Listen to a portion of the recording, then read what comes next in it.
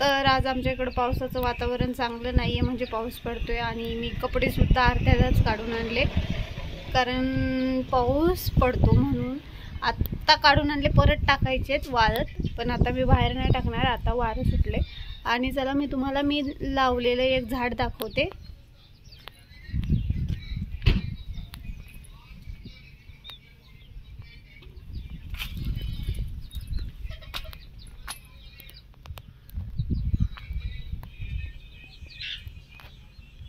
तर हे झाड आहे, म्हणजे आम्ही इथं 4-5 झाडं लावली होती आणि पण एकच राहिले.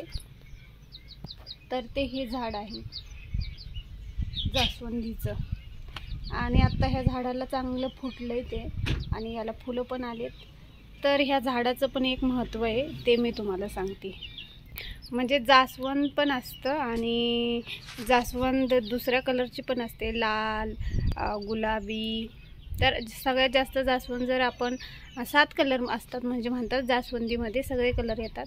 आणि जर आपण असं पाहिलंय का जास्त करून लाल जी कलरची असते ती गणपतीला तिची फुलं चढतात, आणि तीच फुलं आपण केसांना पण तेल करून, म्हणजे तेल केसांसाठी जे तेल करतो आपण त्याच्यामध्ये ही जास्वंदाची फुलं पण पडतात.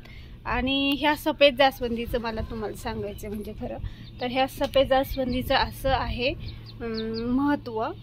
तर तुमच्या ह्याच्यातून काय माहीत होतं फक्त हे जाणून घ्यायचं का सफेद जास्वंदीची कुंडी आणायची, म्हणजे एक झाड घेऊन यायचं आणि आपल्या जागेत लावायचं, आणि लावायचं, चांगलं पाणी वगैरे द्यायचं, त्याला फुटून द्यायचं, चांगलं फुलं येतात का बघायचं. आणि जर ते तुमचं झाड चांगलं आलं, फुलं वगैरे आली म्हणजे, आणि ते झाड तुम्ही आणलं आणि ते झालं, किंवा ज्या घरामध्ये काही अशी कोणीतरी काहीतरी केलेलं असतं, त्यांच्या घरामध्ये निगेटिव्हिटी असती, सतत क्लेश आणि भांडणं वगैरे असतात, घरातल्याच लोकांचं आपापसात बनत नाही, असे बरेचसे प्रॉब्लेम असतात आपल्या घरात.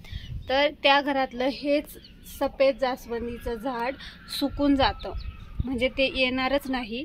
तर तुम्हालाही हे जाणून घ्यायचं असेल, तुमच्या घरात कुणी बाहेरच्यांनी तुमच्यावर जळतंय म्हणून काही केलंय का, ते नाही का पहिले लोक करायचे, लिंबू उतरून टाक, असं कर तसं कर, म्हणजे यांचं पूर्ण कुटुंब संपून जावा, असं जळणारी जी प्रवृत्ती असते ती एखाद्याच्या मनात असते. जसं आता आपण शहरात राहतो, पण गावामध्ये हे जास्त करून हे असं होतं, कारण आपली भावकीच आपल्या विरोधात असते, त्यांना आपलं चांगलं झालेलं भावत नाही, अशी लोक जी असतात ती असं काहीतरी करतात आपल्या विरुद्ध.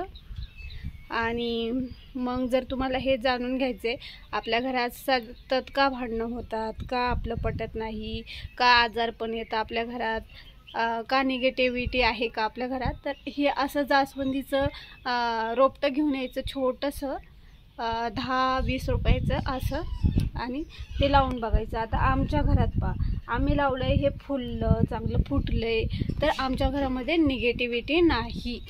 आणि हेच पाहायचं होतं माझ्या नवऱ्याला का खरंच आपल्या घरातही असं आहे का, तर ते म्हटले आपल्या घरात तसं नाही आहे. तर तुम्हीसुद्धा हा उपाय करून पहा, आणि आवडल्यास नक्की मला कमेंट करून ह्याच व्हिडिओला सांगा भविष्यातसुद्धा.